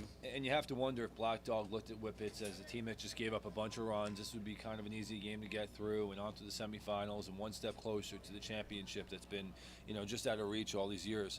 And now you start looking at that scoreboard and you see the number go from 2 to 3 to 4 inning, and you start thinking about the pressure. Yeah. Can you imagine? I know we're a long way from this, Danny. As Danny Whitener strikes out Tim, can you imagine for a second? This game's going to extra innings. Can you imagine for a second, Danny, that if Whippets were able to win, that would mean C4's out, the Phenoms are out, you're out, usual suspects, and Black Dog's out? Like, that would be nuts. Nobody could have called that, right? And more importantly, that would be just an amazing accomplishment by the Whippets to make the Final Four 2 years in a row. They're missing arguably their best pitcher, who couldn't make it due to a recent injury. But you're right. You know, I joked earlier about the fact that if we had a comeback cup, which is something we do in Golden Stick for yard, which is great for yard, but in fast it just doesn't work. But if you think about all the teams that we play in the comeback cup right now, it would be a pretty loaded tournament. But nobody's playing for a comeback cup this weekend. Yeah, I mean, I think no matter what happens in that game, the Whippets have showed tons of grit, tons of talent. Like, it's remarkable the run they're making right now. If you put them up to, you know, a machine here, Black Dog would tell you they're a little nervous. You know, they're in the 3rd inning now. They're 3 at-bats away from, you know, going down. You know, they could explode at any time, like you mentioned before, but they don't want to give any more runs to the Whippets either. It's already 2-0.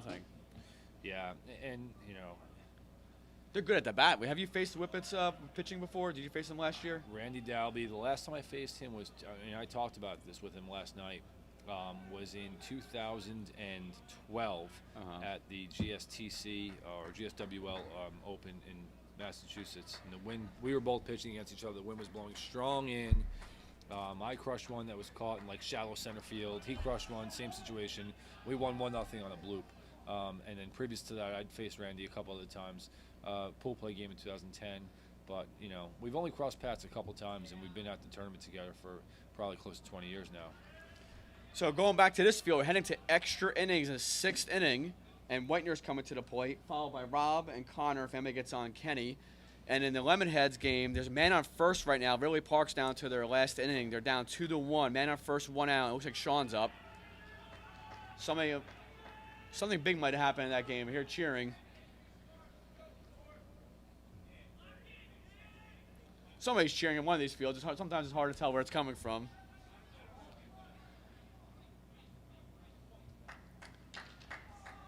There's a drive to left and caught. Oh, over Caught. his shoulder Styles went catch. back over the shoulder. I think they called tag, so that must put a guy in. Oh, and there's a drive to Oh, right. run my damn right field! Oh, crushed it to right center, almost over the netting. Served it to right field. Way to go with the pitch. Whitener showing he can bat. What a drive. Gives the Wiff Inc. a 1-0 lead.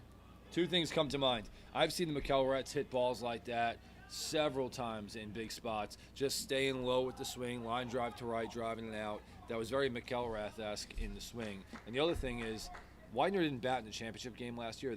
Black Dog elected to hit 3 as Rob swings through the first pitch, riser down the middle.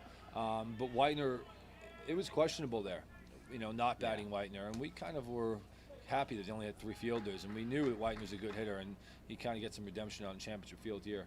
And he gets big hits in MAW the last 3 years especially. He comes through in big moments. And looking over at the Lemonheads game, they're really Park's down to the last out. However, it's 2nd and 3rd, so this game could end on a single by Ridley Park or an out by Lemonheads. So we can see some action here. Rob's up here for Wiff Inc. It looks like Cam's at the plate here for Ridley Park. And Cam Rob is just getting picked on right now. He's being bullied. Yeah, he is being bullied. The pitches are all hitting corners. The first pitch was down the middle. He kind of, missed a good one there, but he just keeps getting corners hit on him. Yeah, the last 2 at-bats have been unfair.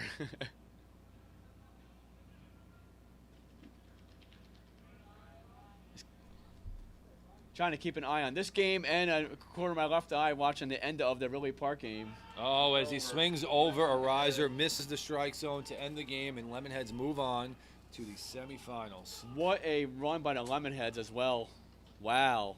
What a nail biter at the end. 2nd and 3rd, 1-run difference. It is. Yeah, chase the high riser. You just have to hope that the Lemonheads don't hurt each other when they celebrate because they hit each other so hard. They're very violent. Very Every celebration. Very violent. That'd be crazy. 3 guys are out for the tournament from celebrating. He gets Rob swinging the bottom of the zone there. Yeah. We got 1 out. And you're Whitener. You're just like, hey, guys, just get me on the hill. Let me just get 3 more outs and get the hell out of here. Yeah, and the same thing I would say if you're a Juggernauts, if you hold them here to 1-0, they know you're 1 swing away from tying it up too. So I think Whitener is probably really, really pumped to get back on that hill after he helped himself with that home run. Connor at the plate here. So Connor has, the last 2 innings, has hit what he thought was going to be a home run, started rounding the bases, but it was a fly ball out to Tim, and then he also made a very good catch in center field, which might have robbed a home run, but definitely robbed a triple. Ryan going a little underhand there in the pitch. Ryan seems to be getting a little more creative with his pitching. Yeah. Maybe he realizes his speed isn't what it was earlier in the game, but he's smart enough and crafty enough to still get outs. Did that hesitation, he actually hesitates a little less now, but did that ever bother you when you faced him? Not really. Not really. I'd rather a hesitation than a quick pitch situation. Okay. Right, because the hesitation, you're still kind of waiting for him to really start driving toward the plate, whereas the quick pitch, all of a sudden it's coming at you before you expect it. Hard ground balls, single by Connor. So Connor's been having very good at-bats. He has 2 singles on the day, hit a deep fly ball to center. So we got man on first, 1 out. And Kenny coming to the plate.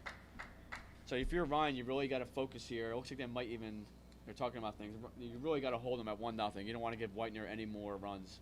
And it looks like the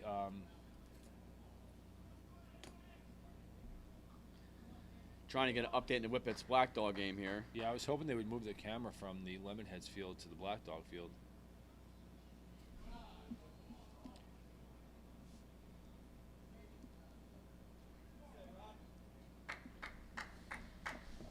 Hopefully, we're working on getting the Facebook feed up for that Whippets Black Dog game, so stay with us. We'll let you know when it's on there. Kenny at the plate here, 1 out.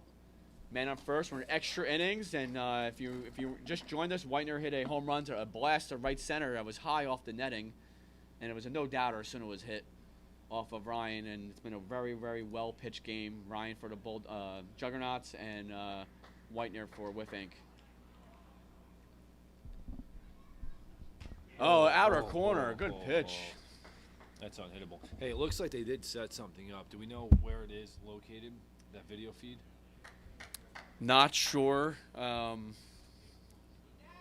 definitely asking the wrong person to come to that. I just texted Paul.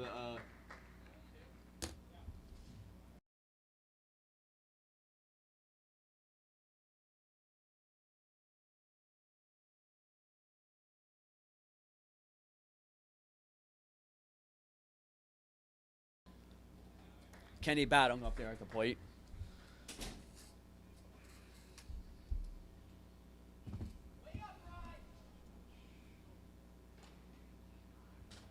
Kenny hard hit grounder off of Sarno's hands, so that's not a clean single. So we have first and second, 1 out.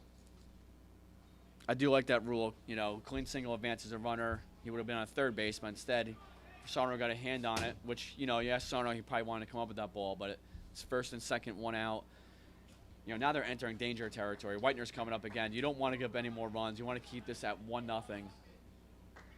So in the Black Dog game, looks like they're coming to bat. Dalby back on the mound for them. We're trying to get an update. Oh, he challenged Whitener right down the pipe. Dan was trying to make that 4-0. First and second, 1 out. We're in the 6th inning here. We got a battle between 2 teams that know each other very well. Ryan's trying to dig deep, get through this inning. Upper part of the zone. That's a good spot. Maybe even go a little higher next pitch. 0-2 count. I think it's on Instagram. Yeah, I did find it. Here we go. Instagram, United Wiffle. That's where folks at home, if you were trying to watch both games, the Black Dog Whippets game, which is currently 2-0 in the, I believe, bottom of the 3rd inning. 2-0 Whippets. I would say that's an important inning for Black Dog, right? The 3rd inning. Yeah, you start counting those outs. They got 9 outs to work with to get 2 runs to tie the game. I still think they're probably confident still. They got a lot. They have to be confident. But after this inning, though, I think it starts getting, nerve-wracking. Good pitch by Ryan. Gets Dan swinging there. Big out. 2 outs. First and second. And Rob coming to the plate. And as Danny mentioned earlier, it's been sort of unfair to Rob. Ryan's been pounding the upper part of the zone, the lower, and the outer part of the zone. It's been almost impossible for Rob to even get a good swing on it. So 2 outs, first and second. A clean single will score a run here. For some reason, Ryan's been pitching Rob the best out of everybody. Yeah, he's picking on him. He's bowling him. There's nothing good to hit. And as a hitter, you're kind of just hoping to at least get against good pitchers, get one good pitch to hit and do something with it.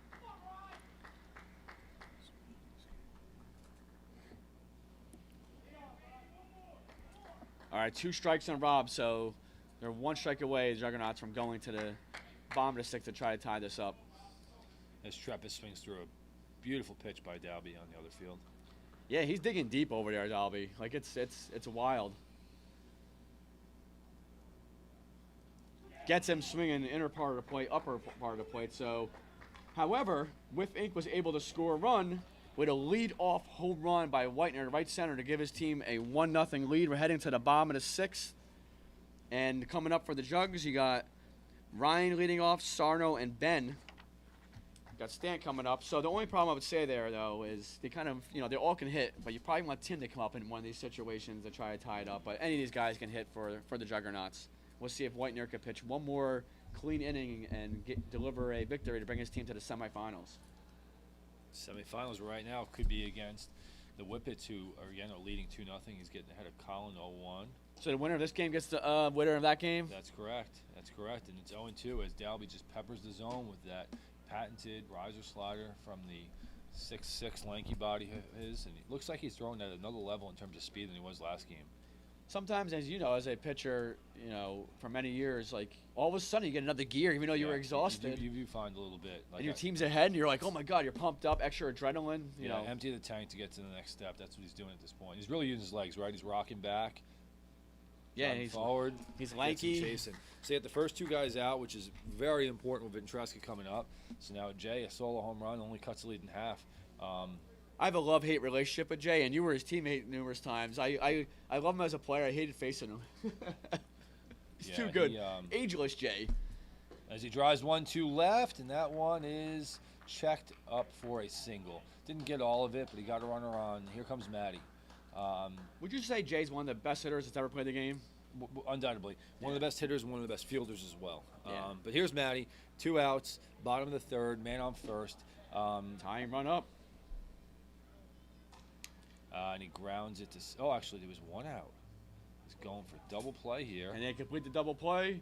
He cannot. He hopefully it doesn't come back to bite the Whippets. Whippets. It in the ground, so I made a mistake there. I guess there was a man on first. So now there's 2 outs, man on second.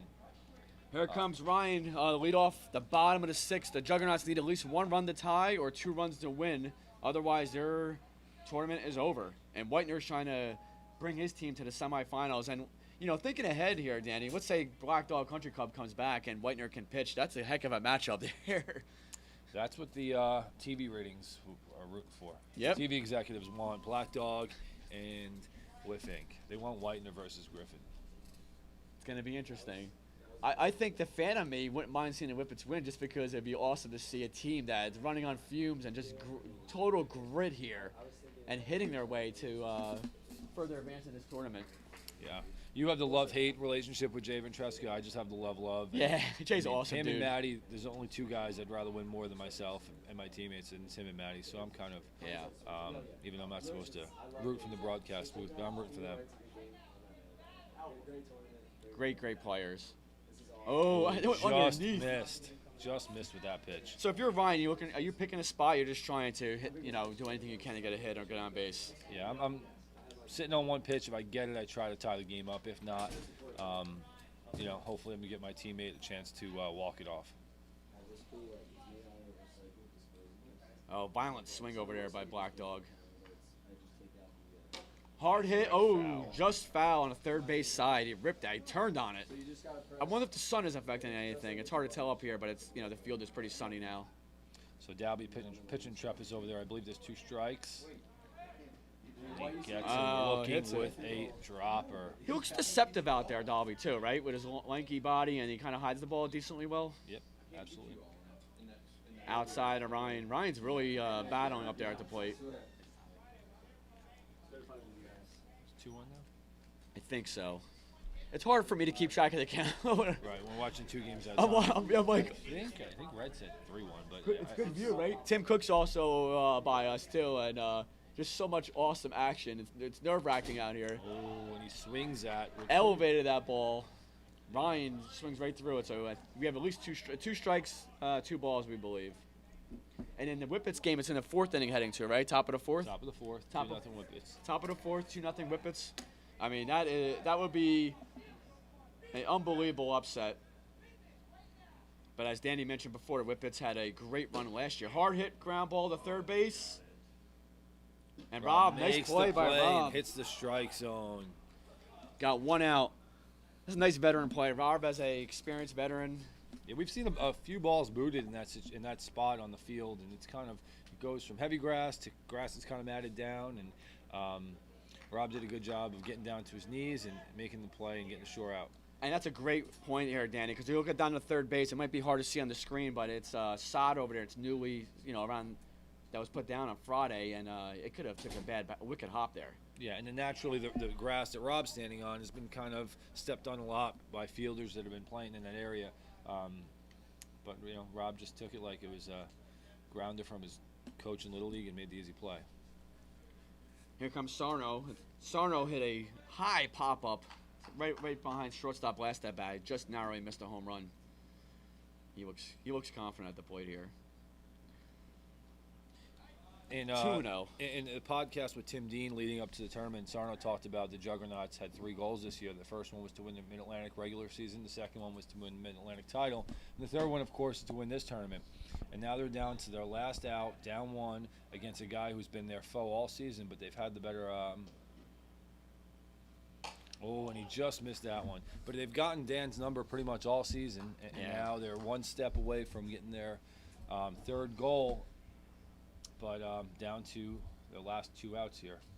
Yeah, they've had a terrific run. I know even if they were to lose this game, it's a terrific season for the Jugs, but I know they really, really want to win this tournament, or definitely in advance. Sarno up here, and then we have Stant on deck, and then, if need be, Tim after that.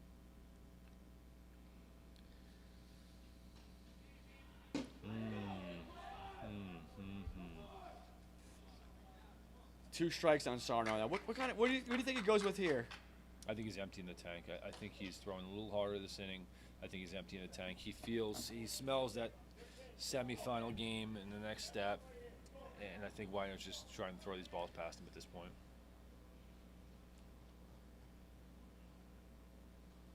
Oh.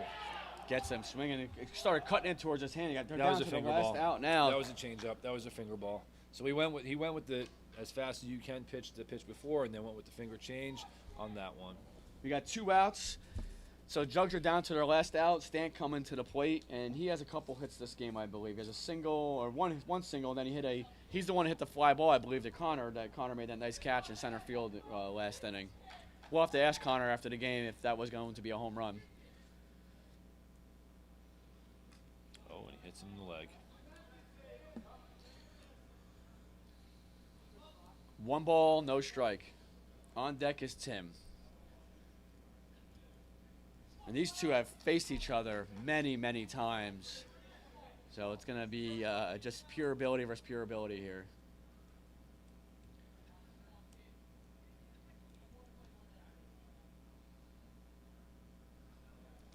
Two and 0 counts in Stant's favor. Looked like 2 hard risers inside. He's got to be careful. You don't want that ball to leak over towards the middle part of the plate, and Stant could rip it. Whippets with a hard hit single against Black Dog in the other field. They have at least 1 guy on base. Oh, and Stant swings out what should have been ball 3. 2 balls, 1 strike. I think he's a little bit over aggressive there when a 2 balls count. Let's see what Whitener does here. Connor playing basically against the wall out here. Yeah, it's nothing gets by me defense. That's what Connor's doing. Yeah. Good take. 3 balls, 1 strike. Yeah, you want to get a guy on so it double ties the game, and you think, the dirt in the outfield, you get it to there, it's going to hit the wall, you tie the game. So let's see, but I'm sure Stan's sitting on 1 pitch. If he gets it, he's looking to tie it.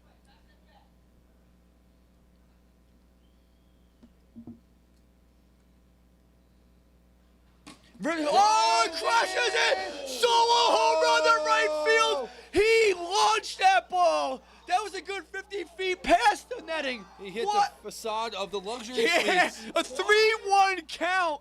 They're down to their last out. The Juggernauts tie it up 1-1 in the bottom of the 6th. What a smash by Stant. Whoa, exit velocity was high on that one.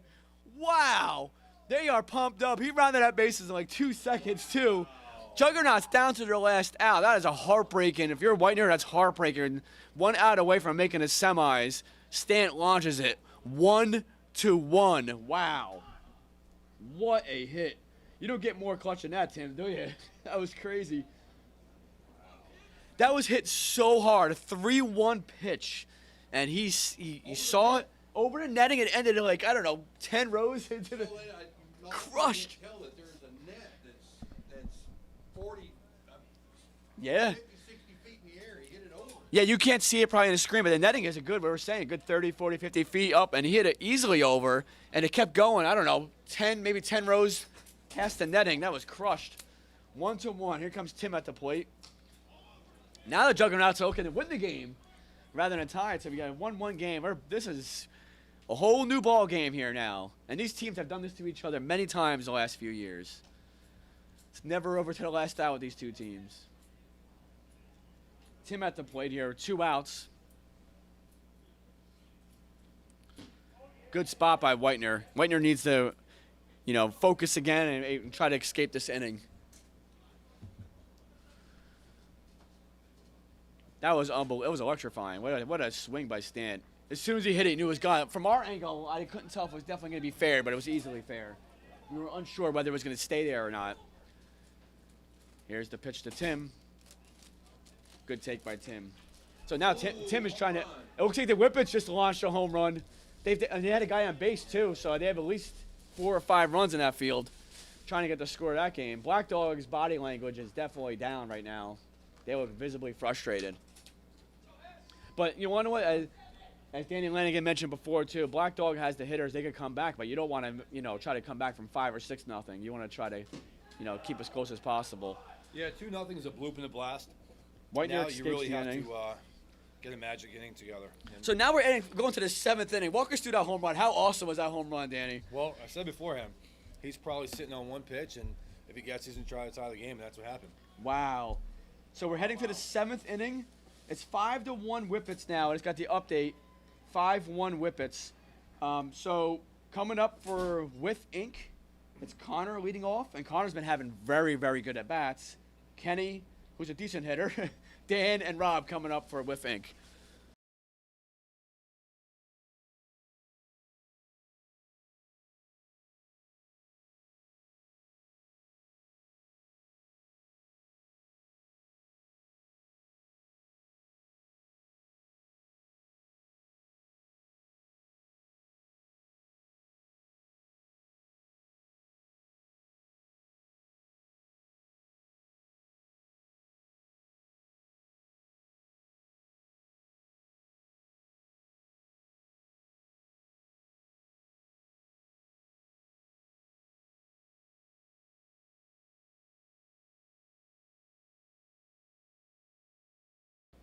So heading back to this game, we're extra innings again, top of the 7th. So let's recap. It was 0-0 heading to extra innings. The top of the 7th, Whitener launched a home run to right center.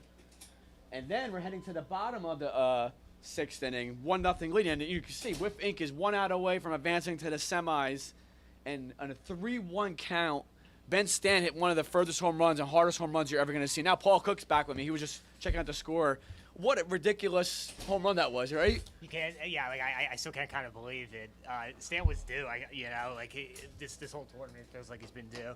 Yeah, I mean this is and tell us about the Whippets game. Who hit that last home run? Did you see who hit it? I did not see, but yeah, that's our 3rd or 4th home run. 5-1 heading to the 4th. Yep, heading to the 4th.